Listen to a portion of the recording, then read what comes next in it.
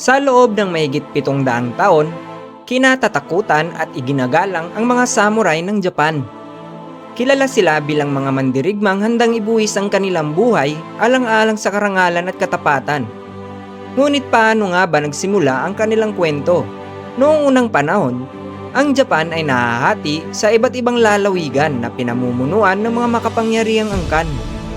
Dahil madalas ang labanan para sa lupa at kapangyarihan, kinakailangan ng mga pinuno ng mga bihasang mandirigmang magtatanggol sa kanilang mga nasasakupan. Mula rito, isinilang ang mga samurai. Sa simula, sila ay mga tagapaglingkod at tagapagtanggol ng kanilang Panginoon. Ngunit habang lumilipas ang panahon, lumalakas ang kanilang impluwensya hanggang sa sila na ang naging tunay na puwersang namamahala sa Japan. Ang kanilang pag-angat ay nagbunga ng mga alamat, madugong digmaan at mga bayaning hanggang ngayon ay hinahangaan sa buong mundo. Noong ika-8 at ika-9 na siglo, nagsimulang humina ang kapangyarihan ng pamahalaan sa kabisera ng Japan. Dahil malayo ang maraming lalawigan, nahirapan ang emperador na mapanatili ang kaayusan sa buong bansa. Dahil dito, ang mga lokal na pinuno ay bumuo ng sarili nilang hukbo upang protektahan ang kanilang mga lupain. Mula sa mga hukbong ito, umusbong ang mga unang samurai. Sila ay sinanay sa paggamit ng pana, sibat at espada, gayon din sa pagsakay sa kabayo. Ang kanilang pangunahing tungkulin ay ipagtanggol ang kanilang Panginoon at sugpuin ang sinumang magtatangkang maghimagsik. Habang tumatagal, lalo pang lumalakas ang kapangyarihan ng mga samurai. Hindi na lamang sila mga bantay ng mga maharlika. Sila na rin ang naging pangunahing lakas militar ng Japan.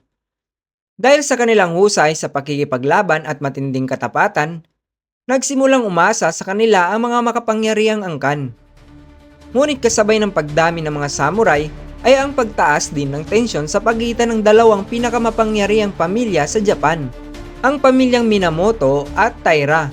Ang kanilang tunggalian ang magdadala sa bansa sa isa sa pinakamahalagang digmaan sa kasaysayan ng Japan. Noong taong 1180, sumiklab ang isa sa pinakamahalagang digmaan sa kasaysayan ng Japan, ang Genpei War. Ito ay 5 taong labanan sa pagitan ng dalawang makapangyarihang angkan, ang Minamoto at Taira, na kapwa nagnanais na kontrolin ang bansa. Sa simula, tila mas malakas ang angkang Taira. Kontrolado nila ang pamahalaan at mas marami silang sundalo. Ngunit hindi sumuko ang angkang Minamoto. Sa pamumuno ni Minamoto no Yoritomo, unti-unti nilang nabawi ang mga lalawigan at nagtipon ng mas maraming kakampi. Isa sa pinakamahalagang labanan ay ang labanan sa Dan no Ora noong taong 1185. Sa madugong labanang ito sa dagat, tuluyang natalo ang angkang Taira. Marami sa kanilang mga mandirigma ang namatay, at ang batang emperador na kanilang pinoprotektahan ay nalunod kasama ang mahalagang simbolo ng kapangyarihan ng Japan. Ang tagumpay na ito ang nagbigay kay Minamoto no Yoritomo ng pagkakataong maging pinakamapangyarihang pinuno sa bansa. Bagamat nananatili ang emperador bilang simbolikong pinuno, ang tunay na kapangyarihan ay napunta sa mga samurai. Dito nagsimula ang panahon kung saan ang mga mandirigma at hindi ang mga maharlika ang siyang humuhubog sa kinabukasan ng Japan. Matapos ang tagumpay ng angkang Minamoto sa Genpei War, itinatag ni Minamoto no Yoritomo ang unang pamahalaang pinamumunuan ng mga samurai. Ginawaran siya ng titulong shogun, ang pinakamataas na pinunong militar ng Japan. Bagamat nanatili ang emperador sa kanyang trono sa Kyoto, naging simbolo na lamang ito ng bansa. Ang tunay na kapangyarihan ay nasa kamay ng shogun at ng kanyang hukbo ng mga samurai. Mula sa lungsod ng Kamakura, pinamunuan ni Yoritomo ang Japan at nagtalaga ng mga tapat na samurai upang mamahala sa iba't ibang lalawigan. Sa ilalim ng bagong pamahalaan, naging mas organisado ang bansa. Bilang kapalit ng kanilang katapatan, binigyan ng lupa at mataas na katayuan ang maraming samurai. Dahil dito, lalo pang lumakas ang kanilang impluwensya sa lipunan. Ngunit kasabay ng kanilang kapangyarihan ay ang paglitaw ng isang mahigpit na paraan ng pamumuhay. Ang isang samurai ay hindi lamang dapat mahusay sa pakikipaglaban. Kailangan din niyang maging tapat, disiplinado at handang isakripisyo ang sariling buhay alang-alang sa kanyang karangalan. Ang paniniwalang ito ang kalaunang naging kilala bilang Bushido o ang daan ng mandirigma. Noong ika-13 siglo, halos walang makapigil sa paglawak ng Mongol Empire. Sa pamumuno ni Kublai Khan, nasakop nila ang malaking bahagi ng Asya at binalak ding sakupin ang Japan. Noong 1274, dumating ang unang hukbong Monggol na may libu-libong sundalo at daan-daang barko. Iba ang kanilang paraan ng pakikipaglaban. Gumagamit sila ng mga paputok, pana at organisadong taktika na bihirang makita ng mga samurai. Matapang na lumaban ang mga samurai, ngunit nahirapan silang tapatan ang laki ng hukbo ng Monggol. Bago pa tuluyang masakop ang Japan, isang napakalakas na bagyo ang sumira sa malaking bahagi ng armada ng Monggol, kaya napilitan silang umatras. Makalipas lamang ang 7 taon, muling sumalakay ang Mongol Empire gamit ang mas malaking hukbo.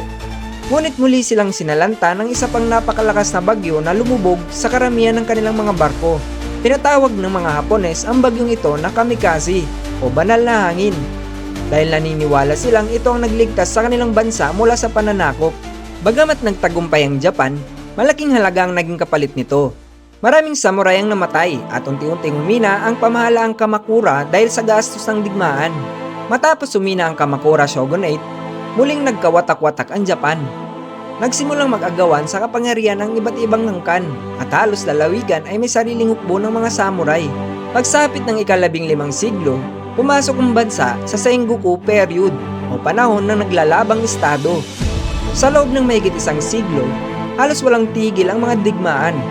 Ang mga dating magkaalyado ay naging magkaaway at ang mga makapangyarihang pinuno na tinatawag na daimyo ay naglaban para sa kontrol ng buong Japan. Sa panahong ito, hindi lamang lakas ang kailangan ng isang samurai. Mahalaga rin ang talino at estratehiya, katapatan ng mga tauhan at kakayahang bumuo ng mga alyansa. Maraming tanyag na mandirigma ang sumikat sa panahong ito. Ngunit isa ang namukod-tangi dahil sa kanyang walang takot na pamumuno at ambisyong pag-isahin ang buong Japan.